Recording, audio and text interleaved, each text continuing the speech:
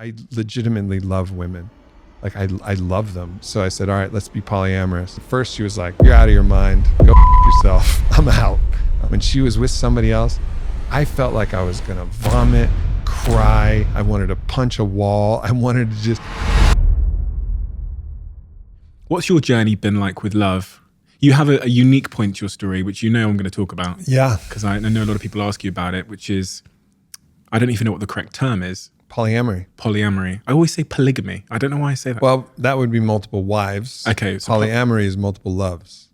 So yeah, my journey with love was interesting because, you know, again, I had my first major partnership was with someone who's now my best friend and also the best man, quote, of my wedding with my wife was my former fiance, Caitlin.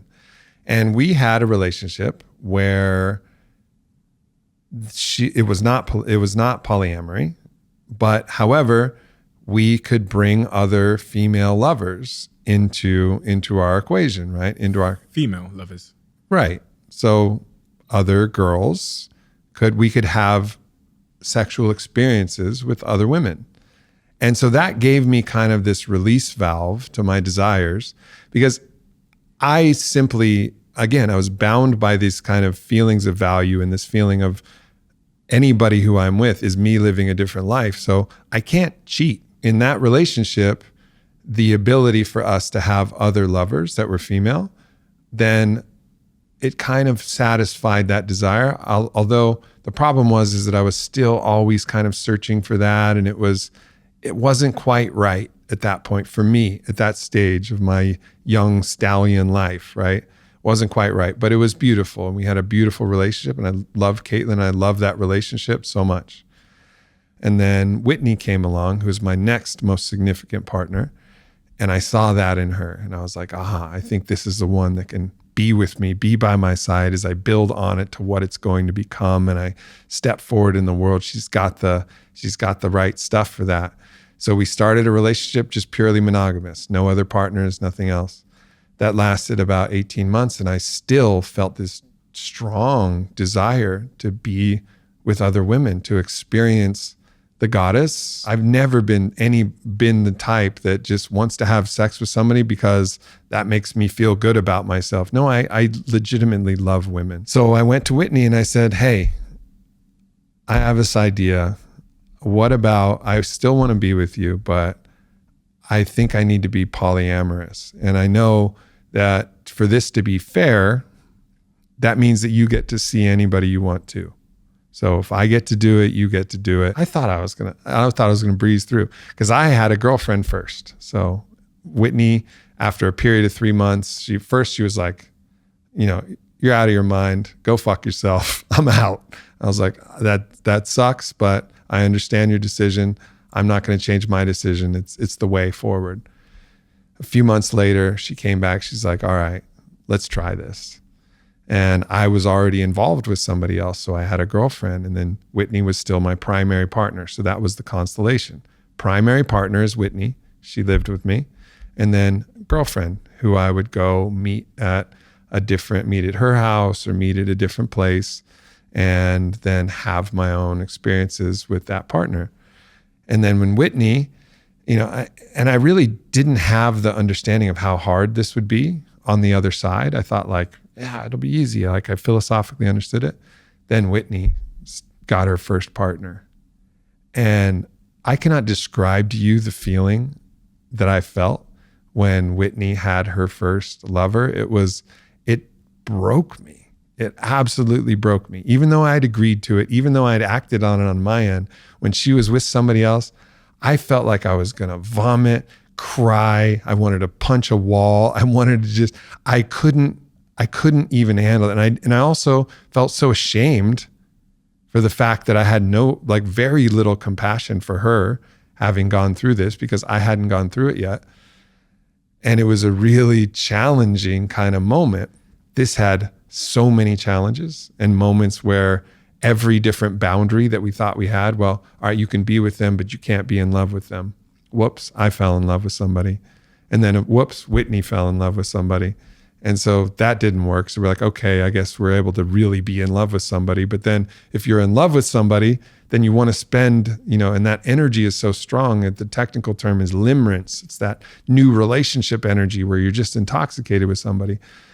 Well, you want to be with them more. And then the primary partnership doesn't make any sense because the person can feel that you'd rather be with somebody else. And it was very, very challenging and also very, very beautiful. The paramours that I had, and a paramour is the term for the other partners you have outside of your primary partner.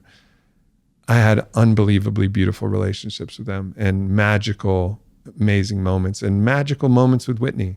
There was so much energy and passion and drama in that period, but it was honest.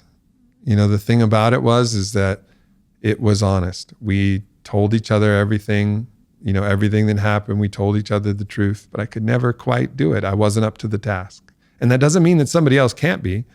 I gave it my best. And with all of my tools, all of my consciousness, all of my love, I couldn't do it.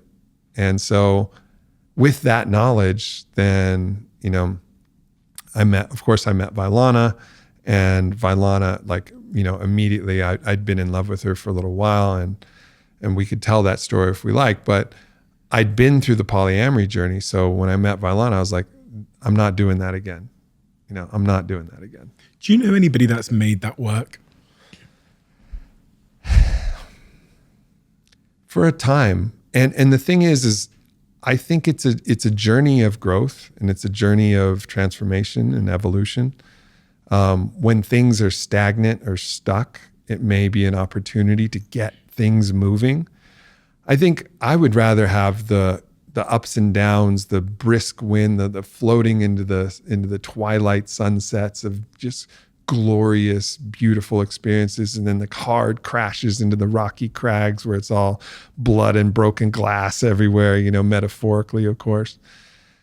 My poet's heart kind of likes that more than just kind of steady, bored diminishment of life force. There's no energy, there's no charge there.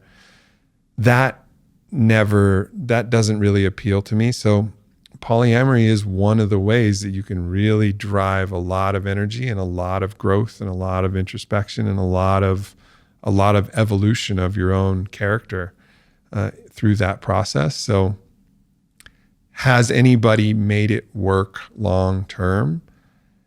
It's rare. And I don't think I have a good model for it, because I think part of the problem is that the culture doesn't really support that yet. And I don't think our consciousness has evolved to a level where we can handle it. We don't have models for it. We have models of jealousy. It's in all of our songs. It's in all of it's everywhere. It's like we're flying again. We're going upstream against a cultural zeitgeist. So if culture changes, if society changes, I think that will become more possible. It's, of course, some people are doing it and they're making it work. I haven't seen it personally really work on like a long-term level, but I think it's just because the culture hasn't blossomed for that to really be possible. If you love the Diary of a CEO brand and you watch this channel, please do me a huge favor. Become part of the 15% of the viewers on this channel that have hit the subscribe button. It helps us tremendously, and the bigger the channel gets, the bigger the guests.